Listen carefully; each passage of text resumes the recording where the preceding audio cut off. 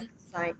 Yes, so many documents I have to just sign after the exam, and as a committee head, I had just to be in the examination We are really room. very That's why. grateful. I mean, you were able to join us. So I'm really Yes, very no, grateful. I haven't forgotten. Everything is ready. Every kind of presentation, everything is ready.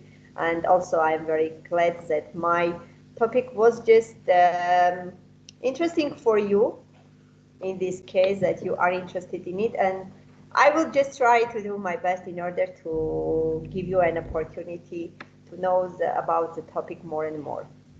Thank you.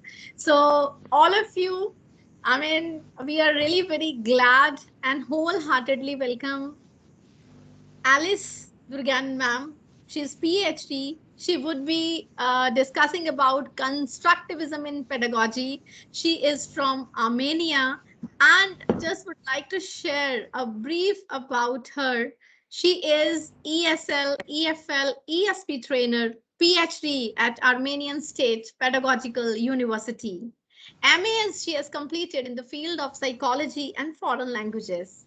ESL teacher, ESL trainer, and have taken part in many different international conferences as a speaker, in different international projects as an EFL trainer, author of many specific articles in the field of teaching English as a second as well as foreign language and pedagogy. Currently, she is a volunteer in different international projects and companies such as HETT, Edu Armenia, ELTA, and you see teaching in Asian countries. Currently working on problem of teacher training on this virtual platform, preparing a model for teacher training on the virtual platform. And in a lifelong education, TESOL, TKT modules, CE, TFL program at American University in Armenia, business English course, etc. Participated in different international projects as an EFL, ESL, ESP trainer, foreign students, and teaching teachers as well as professors. I even can't, you see, express my delight like how fortunate we are to have you at our platform with all the educators eagerly waiting to listen to you. Thank you with the folded hands on this virtual platform. Thank you. Thank you. As I have just got used to your culture, namaste. Yes, Hi. if I'm not Yeah. mistaken. Yes, because I wanted to say that I'm also teaching in India in Ramaiga School of Taruna Kapur. I have also two groups in her school, teaching once a week for each group. And also, I'm got used to your culture, to your education system structure, and just have known many things about your culture. And very glad every time when I just have an opportunity to be connected with your culture, to have any kind of specific uh, just trainings for Indian teachers. I'm always open and always very glad. Anytime when you need my help about different kinds of topic, I can just share for you, giving different kinds of sessions for you. Okay, thank you very much. Today, I think I'm going to represent a very interesting topic, which will be also interesting for you, because in this case, I'm going to represent you an interesting topic about constructivism in pedagogy. Do you see my screen? Yeah, yes, your screen is visible. Yes. Okay, great. Today I am going to speak about it because, first of all, I wanted to speak about the word changes, and about the just influence of such kind of not only technological word changes, but also due to this kind of pandemic situation, everything, as you know, has changed, and we just suddenly, let's say, we jumped out from our face-to-face education to remote education, which was, let's be honest, that it was very difficult for us because many of our teachers, we weren't just get used to it. That's why it was a very something novelty, let's say, for our education. In this case, I wanted to relate it to constructivism in pedagogy because this approach is also a very interesting approach, a theory in education. And this one here was a little bio about me that you have already. I will just pass it. Let's start from the theory about it because it's a theory in education that recognize learners construct new understanding and knowledge. What is constructivism? First of all, let's understand what is it because it's going to be considered to be as a theory in education.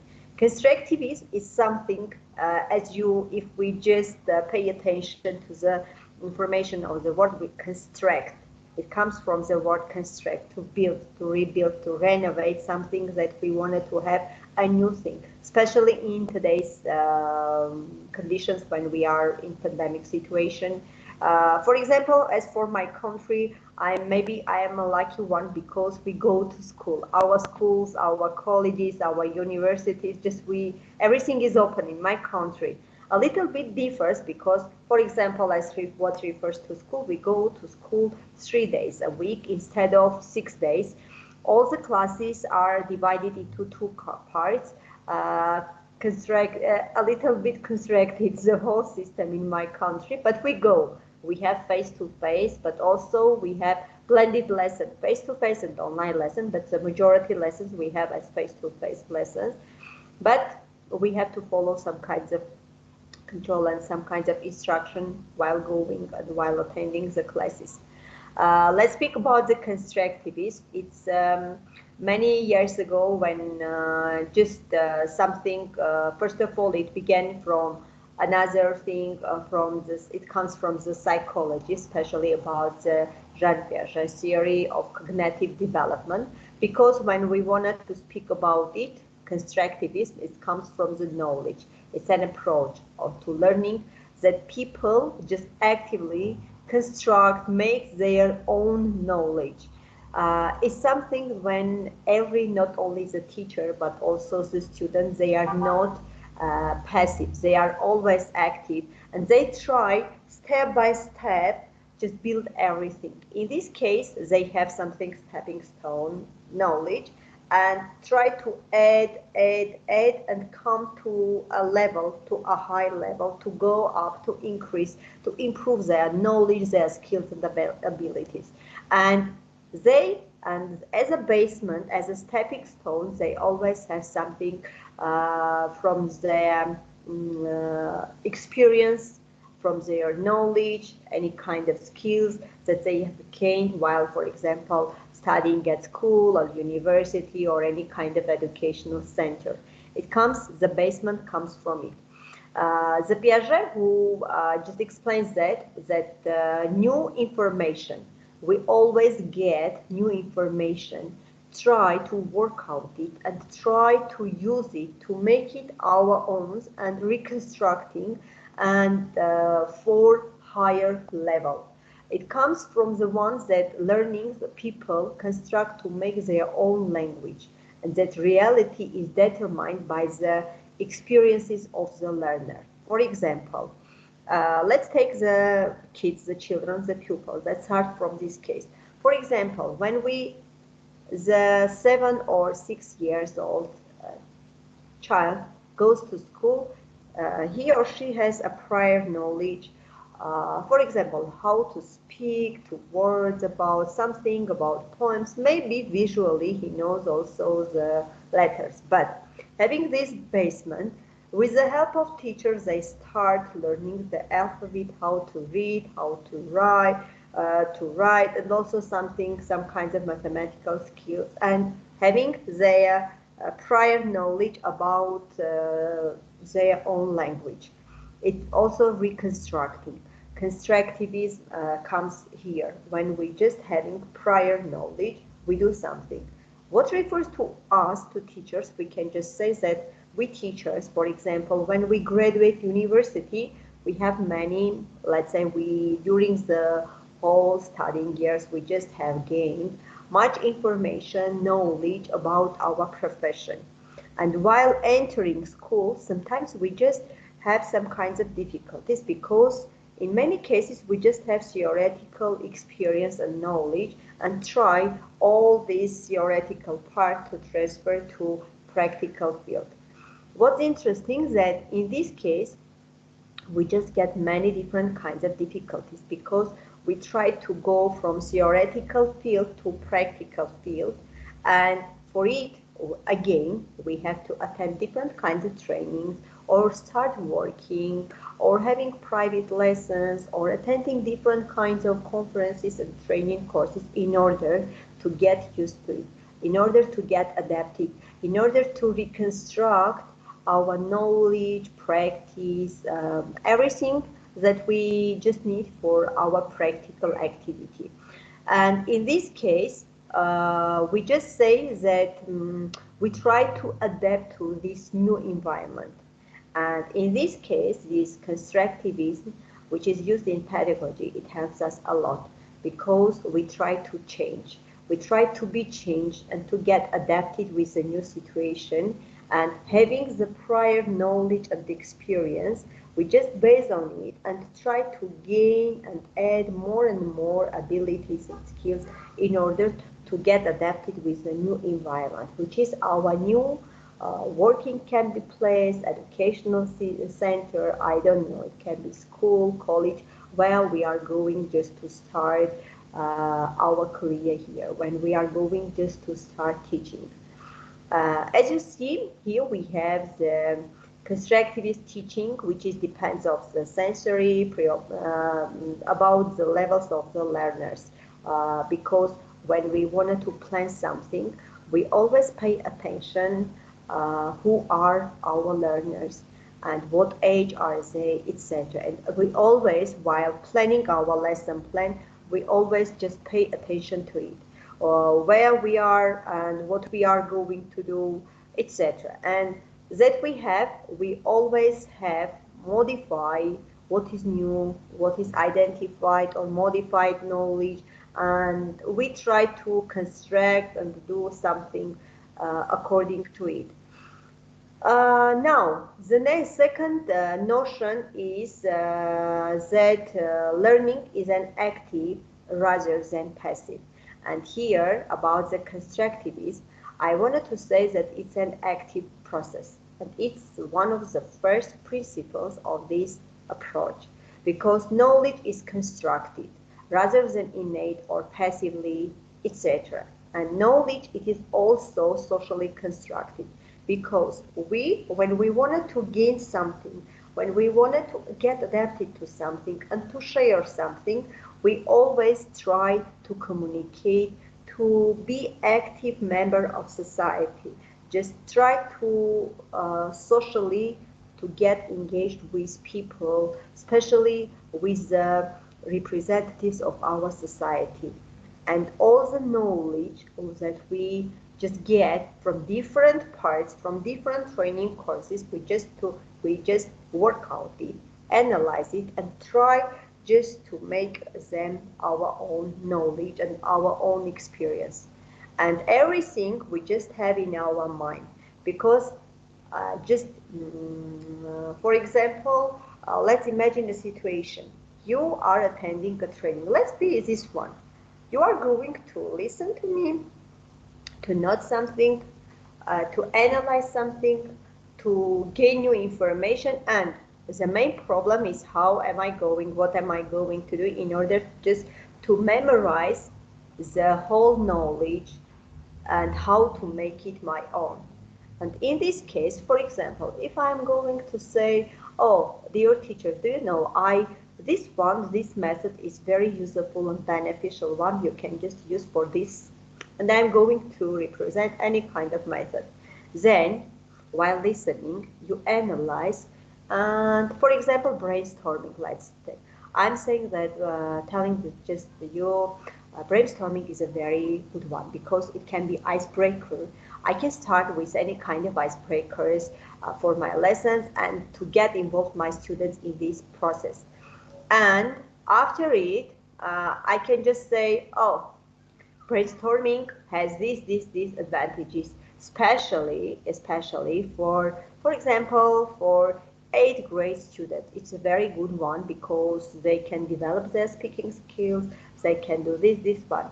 But you are, for example, a primary teacher and you say, oh, brainstorming may be a very good method for, as you have mentioned, for 8th grade students. But my students are primary school students. What should I do?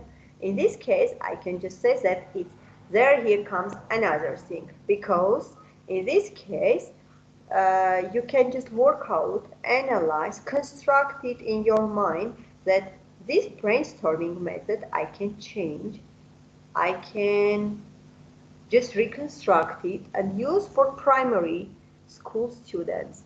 For example, I'm going to teach primary school students about animals, and I start with a very beautiful just introduction. All my students, do you know, yesterday I went to the zoo and asked, has anyone been to the zoo? And someone said, oh, I went there, for example, 4 years ago, or such kind of examples. And I will ask, I saw these animals. Who wants to say me who has been to the zoo? What kind of animals have you seen? And there is such kind of brainstorming for them, and they start to active, get involved it, and after giving different kinds of questions and activating with brainstorming, I say, oh, do you know that today our topic will be animals, and we are going just to differentiate wild and domestic animals. Let's try which one. Or another example, I wanted to activate my students and have another topic. For example, let's it be fruits. It can be, or I don't know, something. My topic is fruits. For example, IFRUITS. I just 6 letters. For each letter, I try to have my brainstorming method in this case. I can draw, for example, with F, I will draw frog, R, rabbit, for example, for you, umbrella, etc. And ask my student. Now, my students, today we are going to guess the topic of our lesson. For guessing, here I have a little picture. As you see, there are 6 different kinds of things. You are going to guess what is in the picture and take the first letter in order to guess, and after naming the pictures and taken the first letters, we find out that our topic is going to be fruits. I just reconstruct something for just bringing it to available for primary school and primary school students and teachers. I just do it, and everything I just something that exists in my mind, I just reconstruct it in order to get a real one, to get something knowledge, and that learners can construct meaning only through the active engagement with the word. In this case, I just try to guess, to reconstruct something, to make available for their one. And let's try to say that it has different kinds of types. And for each type, we have different kinds of things. But before speaking about the types, I wanted to say something also about the Vygotsky. It's a Russian psychologist that believes that community plays a central role in the process of making meaning, and especially zone of proximal development, as children and partners construct their knowledge according. For example, they have some kinds of zone, proximal development, and we just based on the prior knowledge and try to reconstruct to go to the proximal development zone, and everything in this case just comes personal.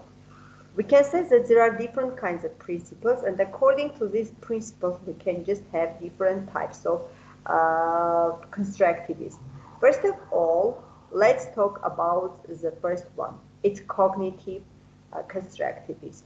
When the knowledge is something that is actively constructed by the learners, because learners have some kinds of prior knowledge and reconstruct something based on it existing cognitive structures.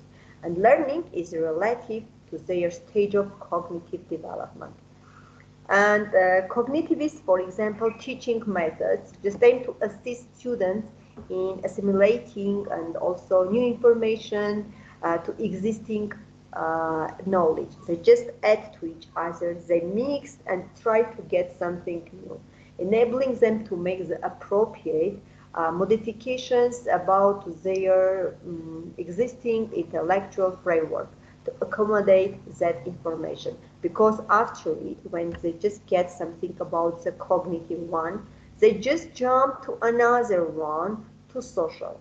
They get, work out, analyze, reconstruct, add a mixture with their prior, and after it, it's time for practice. And for practice, they just go to the social one and social cognitivism. In this case, for social cognitivism, is another one that in this case, we just have to get to be active member of our community and society. In this case, for example, when we have social one, just somewhere it's between the transmission of noble reality of the cognitive constructivism and also the construction of a personal and coherent reality of the radical constructivism. In this case, for example, we know the social, especially pay attention to the social nature of knowledge and also the belief that knowledge just is the result of social interaction and language usage. Because we can have something in our mind, but without interacting, without getting into the society, we just are not able to get engaged into and to have practice. It means that the same thing, that we go to the university, we get theoretical practice about it, but we don't use it. In this case, if we don't use it, we just don't have any kind of practice. It just stays in our mind, and maybe after some time we will just forget about it, and there is no practice one. But it's the same, for example, when we just go to any kind of, for example, we go any kind of training courses, and after this training course we get many different kinds of methods, we get acquainted to them, and we just have them in our mind and don't. And if we don't use, in this case, we just forget about it. And if we forget, it's just equal to the fact that we haven't attended any kind of training course, and we can't be. But the world changes. The education systems just changes, and everything now just mainly based on the technological tools, different usage of different kinds of tools, especially now when we have just online classes, when we have online remote trainings, everything is on the online platform in this case. And now that's why the social part of types of constructivism is also very useful one, in order if we wanted to just to get engaged with the society and try to use and practice everything. The third comes radical one, which is internal nature of the knowledge, and the idea that internal reality can just exist, and also just that it can be an adaptive process, then result from the active cognizing by the individual learner, rendering an experientially based mind, and also not a mind but reflects some external reality, and everything just a current movement with radical constructivism to fully accept the one that recognizing social interactions as a source of knowledge. We can say that all these three types, they are just related and engaged to each other. And we can just say that what happens if we, for example, have something in our mind, we just put practice it, and we try to relate to just mix them, what we get. What is the aim of constructivism? First of all, that it fosters critical thinking and creates active and motivated learners. A constructivist approach frees teachers to make decisions. What this means? For example, imagine our traditional style of teaching, which is teacher-centered and in which we just try to what to do. We enter the classroom and we try to we enter the classroom and we try to have a lesson with traditional form. What happens? Teacher speaks, teacher speaks, and no one just listens to him. Then he begins asking questions. What happens in this case? The students can just answer them and without any, just say yes or no. Imagine a situation when the teacher uh, asked a question, but the students didn't understand anything. It's a traditional one, and in this case, students are very passive one. What will gain the students? Nothing. The first disadvantage. The second one, the teacher can plan something, can do something, but in this case, the students are not, they are just gaining knowledge, just learning by heart, in some cases retelling or something, and not everything. And teacher doesn't get anything in this case. But the technologies, the world changes, the education system just changes, and in this case, the students are not active. There is no development of critical thinking or creation. They are not creative ones, which is not appropriate for our society. They cannot even make their own decision. And in this case, when we, for example, start just using constructivist approach, it gives teaching and learning just a beautiful experience if done with the right attitude and happy mind. Because when we use constructivism, everything is on the interactive or platform where it is learner-centered and teacher-centered one. And teachers, in this case, they are just a facilitator and moderator, not a teacher. And everything they give just freedom. They give many opportunities for students, just create many opportunities for students to be active, to start think critically, to start to be modified, to be inspired in many different kinds and many different cases, and try to find something for it in order to be interactive. We just have also plan. Just imagine a lesson plan. In this case, we have a lesson plan, and during this lesson plan, while we are making lesson plan, we try to plan our lessons on a level that will make our students be active, discuss, do teamwork, do project, do debate even, in order to get more and more activeness and motivation from the teacher. Imagine such kind of thing.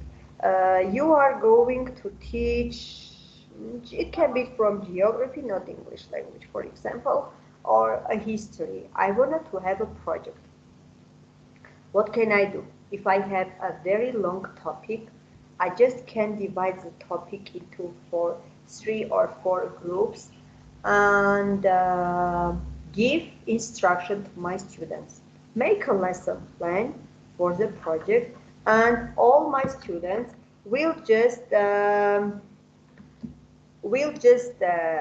be active, and all my students will just be very motivated, and all my students in this case try to be active and to do critically think. Even when I give them a problematic situation, they are very active and try to find the solution.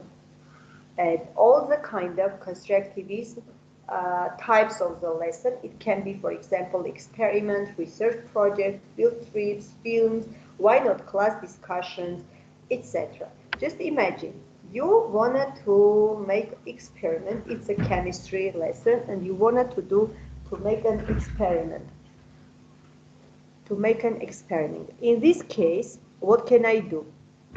I can take my students to the laboratory to make a real situation for them, to find, to do some kinds of experiments.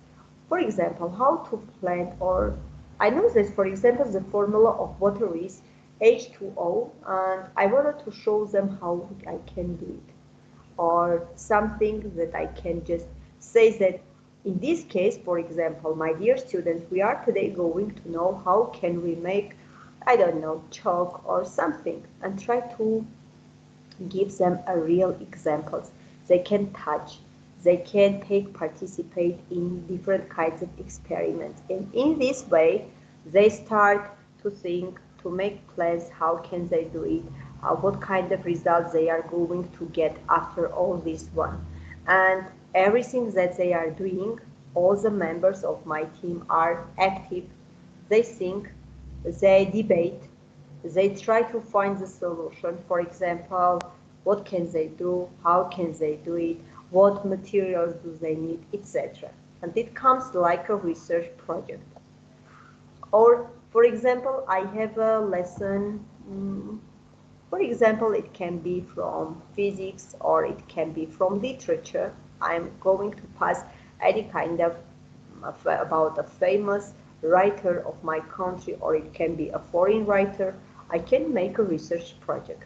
Now, I can, my linguistic lessons just connect with the literature lesson. For example, now this person, for example, someone from the English literature, it can be Jack London. I can say, students, today you are going to have a new project, a research project.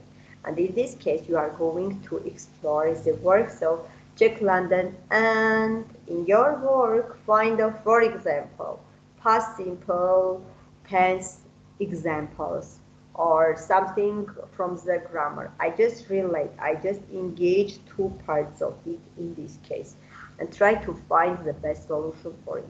Or we can have films, or we can be a guide. As an example, I can just bring about having, recently I had a lesson. During my lesson, my topic in my textbook was about tourism and about my country, Armenia. What have I done?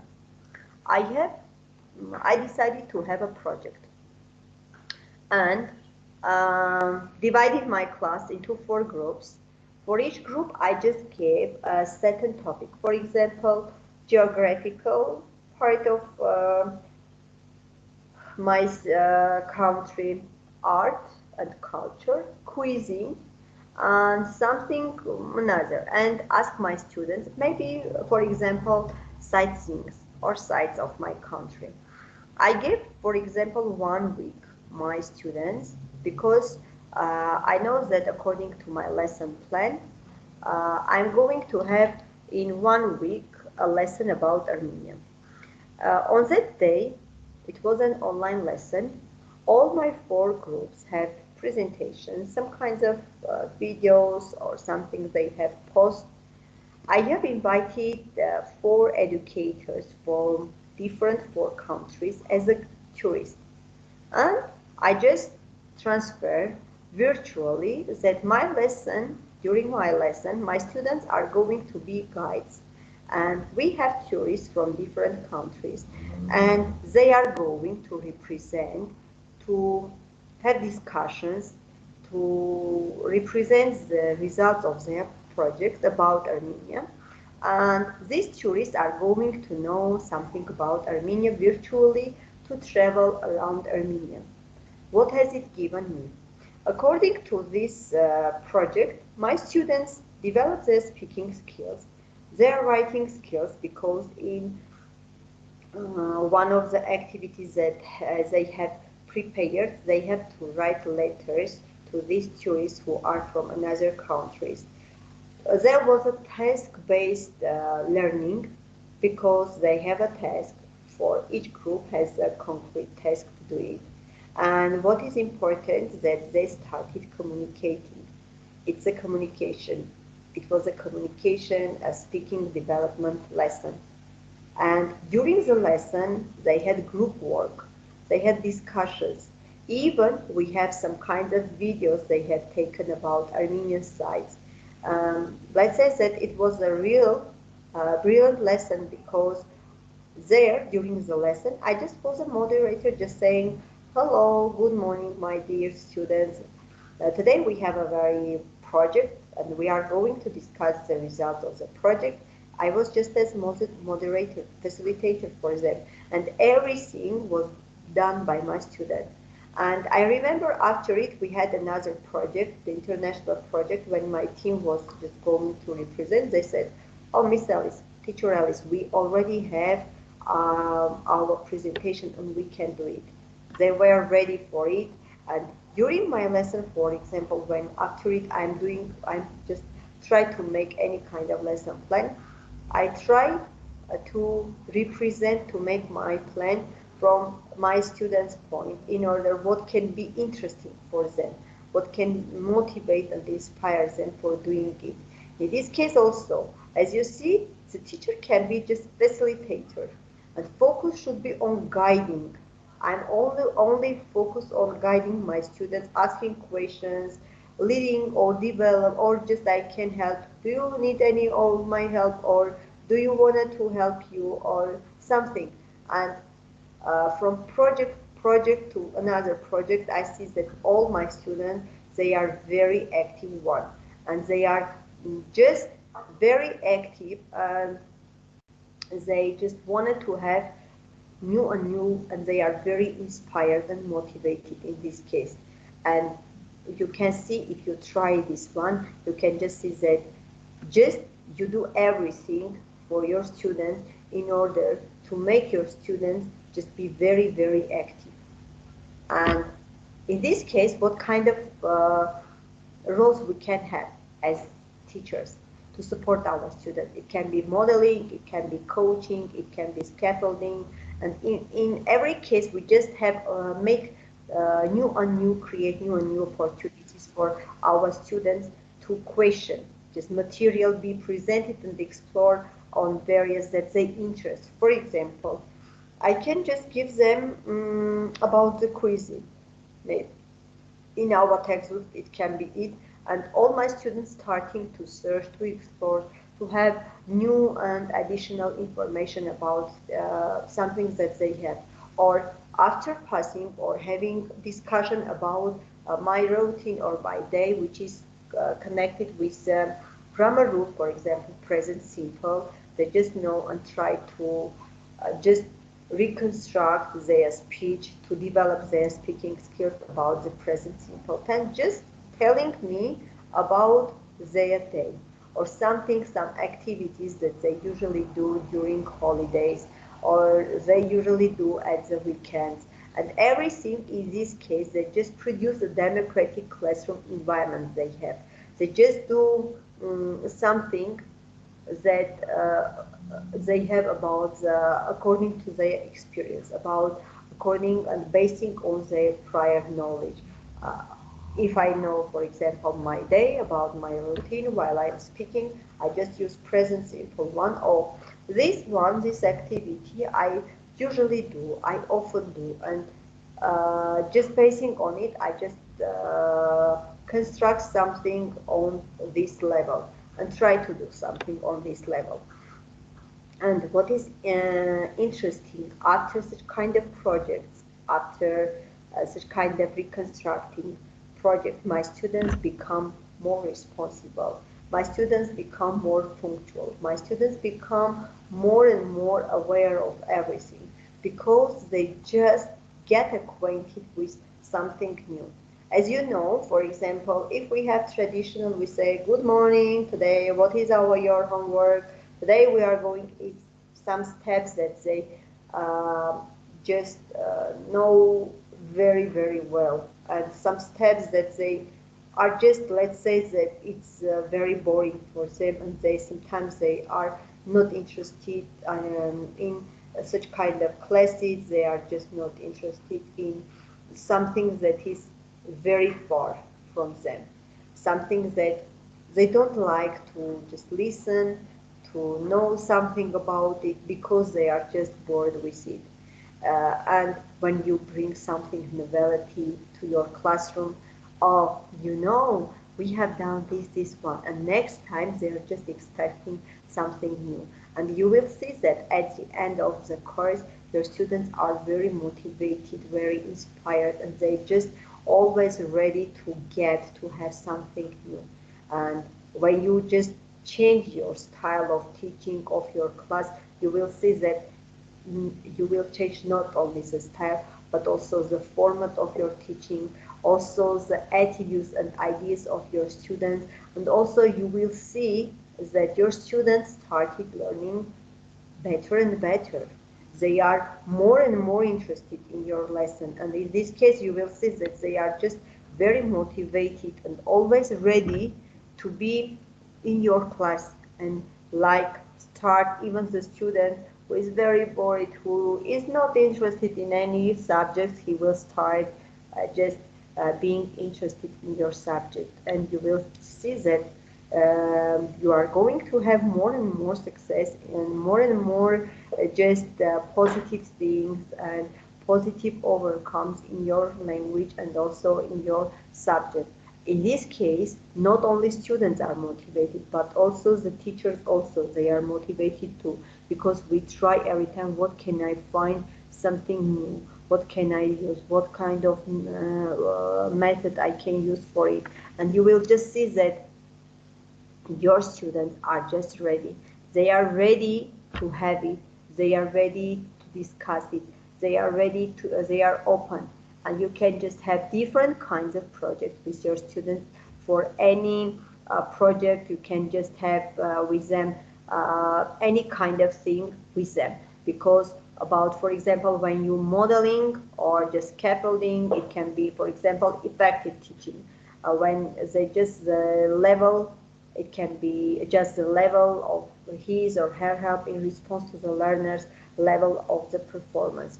For example, it can be adapting or any kind of activity or material which you can adapt and bring to your class. Or, for example, you are having a geography class, you can bring any kind of films, you can watch it, you can just remember that something from the textbook they can read, and for after sometimes they can just forget about it. But what refers to the one that, for example, when they watch any kind of film, they can just visually uh, just think about it, imagine it, and try to remember it. I know many cases, for example, when I will talk, for example, about London. London is the capital, this one. But once, if I try a video showing the sights of London, you will say that they will know about London more and more. As an example, today there was a English graduation exam in my school, and I was the head of the committee.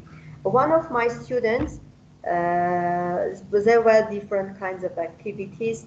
It was an oral examination, and the last topic was for each student a specific topic to speak. One of my students, when he chose the correct, is the topic that he was going to talk was about London. He said he started to tell information that he had seen in the video beforehand during one of our lessons. He was just telling such things about London that some of the members of the committee just turned to me and said, but there is no information in the textbook. How he can know about it, And I just say, a few months ago, when our topic during English in our textbook was London, we watched a very interesting video about sights of London, and he remembered everything from it, because after watching the video, I remember that during the lesson we had a discussion. about the site, which sites they liked, why, what sites they would like virtually to go, then if they would have any kind of opportunity to go there.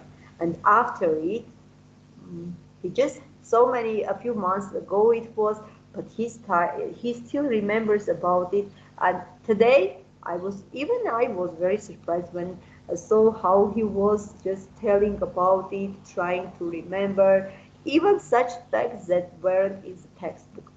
And I can say that all these active, interactive lessons that can take us to the one that in this case, we just have such kind of lessons which help our students have developing critical thinking and also try to be more and more active. And in this case, we have knowledge in constructivism while using, which is shared between teachers and students. The teacher is facilitator. In this case, learning groups can be small groups or can be different kinds of groups, because when we have traditional lesson, one student can be very passive and not to participate in any kind of sessions, but in the framework of group work, they started being active. For example, I can find out that, oh, you are very passive during my lesson, but you are a great painter, and I can use this ability in order to make him motivated and inspiring. In this case, for example, learning can be interactive. And building, I just built everything that I know that my students know about it. It can be student-centered. And teachers can have a dialogue with students. We can help them, give some kinds of knowledge or how to do it, moderate or facilitate them. And in this case, our role is interactive. And we just work primarily in groups while cooperating and collaborating together. And if we just can sum up all the things that we have just said, we can say that it, first of all, provides experience with the knowledge construction process, because the students just determine how they will learn. They know, for example, step by step, doing this one, we can just gain this knowledge and have such kind of solution for this problem. The next one is to provide experience and appreciation for multiple perspectives, because the evaluation of some kinds of alternative solution is very important one. We can have different kind of problematic situation, and we just force our students to find the solution, to think, first of all, to think and to find the solution. And also we just learning in realistic context, authentic task, we just give them, find this one, write about this one, explore this one, or exchange your minds, try encourage their ownership and the voice in the learning process, because it's comes a student-centered one. And also we can just encourage of using different kinds of technological tools. For example, I can make a Kahoot, we can explore it, we can get some kinds of results, and I say, oh students, do you know, now we are going to play Kahoot, and in this case you are going to be motivated and to get, and I will just assess you, or I can make a quiz, a crossword or a puzzle in order just to motivate them, to encourage the awareness of knowledge construction process, about the reflection, about the metacognition and everything, because we just encourage, we accept the autonomy and also the initiative skills of our students. We just form some kinds of also terminology like analyze, like think, what do you think, or predict, or create, sum up, evaluate, some kinds of things. And also their understandings of the concept before sharing their own understandings about their things and attitudes they can represent.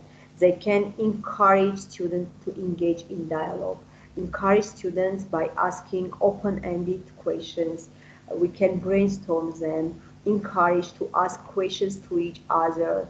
How can they do while they analyze? Because sometimes we just have group works they do, but inside the group, they have different kinds of attitudes and ideas. They discuss, debate, try to find solutions, etc. And also seek elaboration of students' initial responses. What kind of responses? For example, if they can have a presentation and I ask all students, now, what would you do if we have such kind of situation? And they all, do you know, while we were exploring and doing this research project, we had also this problem too, and we have come doing by this one, or engage in different kinds of any kind of things, and in any kind of different kinds of responses or different kinds of solutions, and also provides the students to reconstruct relationship and create metaphors. For example, they can do this one, and I see, oh, you can do this one, it's great. Now, according having this one, we are going to go up a level higher and do this one. And just to promote a sense of personal agency. As students have ownership of their learning and assessment. And sometimes what interests, sometimes they also evaluate and they assess, criticize sometimes also while listening to each other, try to evaluate. For example, this group, my first group, you have done a very good work, but it will be this one if you do this one. And just to everything on interactive level. We reconstruct everything in order to make our students be in the center of our learning and teaching process. And you will see that if you will just do it, you will have more success than you had before when you just using the traditional teaching one. Just try it. I just wanted to advise you to try this one, and you will see that you are as a facilitator. You are someone that force your students to be active, to just be active and critically think, do some kinds of sum ups, do some kinds of conclusions, do some kinds of any kind of teaching, making your teaching process more beneficial and more effective one. Just try it, my advice. And in this case, maybe you will later share your attitudes, and maybe later you just will think that everything, oh, this one is very good one, and now I'm going to use this one, and just to do everything in order to make your lessons more effective one. I hope that the whole information that I have shared with you will be just effective for you, and you will start using this information for your teaching one, because it's going to be something for you that will be a novelty. Just think, it's summer. You are going to take part in different kinds of trainings. You are going to gain the whole knowledge and experience. And while I hope that in September your schools will be open and you will be able to go to school, and while entering saying, all students, it's a new era for education we are going to have, because now I am here after the pandemic situation. I have brought so many new ways of teaching and methods for you, because now you are going the active one. You are going like a student teachers, not only teachers, students, but also student teachers. And I am going to learn something for you. And you will say that this collaboration and cooperation between you and your students will be this one. Okay, I just can say that during the last few months, I just used this one, and the solution, the result I saw today. My students just entered the examination room, they were very self-confident. When I say something, they say, "Oh, teacher Alice, do you remember you had told us this one?" And I was really proud of them, while they had many students who just today succeeded and got high marks from their English exam, and I really was proud of them because I just find out that I have achieved something. And the most ones that they are really just organized, responsible, critical thinking persons nowadays, because in September they are will not be with me. They are going to high school, and maybe I will see them in the street, or sometimes they will come to see me. But now I know that they can just force, they can struggle, they can succeed in everything because they are ready persons for future. Thank you. Thanks a lot. Thanks a lot. I mean, you are so humble, so generous to share your learning with all of us. And each and everything you have explained so pretty well, whether what is constructivism in pedagogy, what is constructive teaching and learning. And you have even talked about scaffolding and all those methods, even strategies as well. I mean, certainly we got a very good clarity over that, what actually is constructive teaching and learning, where the classroom is actually democratic, and the students, they are performing the same role as of the teacher with a little scaffolding. And that is really very well even explained by you. I do not have any questions. I got 100% clarity. Still, I would like to ask if our participants, they would like to ask anything or they would like to share anything. Please, you may unmute yourself and you can share your thoughts. Yes, By the time, I just try to reconstruct, let's say, to construct my presentation on a practical level, because as I have just mentioned beforehand, when we have just theoretical, it's like artificial, dry one, yes. something dry that you can't. But if everything is on practical, based on your experience with practical activities, it's a good one and will be unforgettable. Yeah, even after having a busy schedule, you could spare some time for us, and really, we are very grateful to you. So, all the educators, if you have any queries, any questions, please to share before we log off for the day. And certainly, I'm really very grateful to you. And next time, we would be looking forward to listening from you about ESL, English Teaching Learning Strategies. I know that you must be having, you see, a treasure of that. I mean, really. Yes, honestly, yes. Every day, nearly every day, I have trainings for in different countries. For example, this morning I had a training for Filipino students, consulting them with ESP course. They are going to pass the exam, and I have some consulting session for them. Nearly every day, I have different kinds of virtually just traveling in different countries with different type of schools, colleges. Anytime you need my help, anytime you are just interested on it, I'm ready to share my experience and knowledge on a specific topic that you would like to listen. No problem. Thanks a lot. Anybody who would like to ask any question, or otherwise, we will be logging off for the day. Yes. I guess no one is having any of the questions. I mean, you have given so much clarity over that. And certainly, from all of my educators, from mentoring the mentors, that institute we have started so that we can help the teachers, we can reach the unreached. From everybody, on behalf of all of them, I would like to thank you with the folded hands, and looking forward to having you again on our platform with number of another strategies. No Thank you. problem. Thank you Thank you very so much much, ma'am. also. Thank you, ma'am. Thank you very much. Thank you so much. Thank you so It's a much. pleasure Thank to you. hear you, Really, ma'am. thank you Thank so you much. so much. Thank you.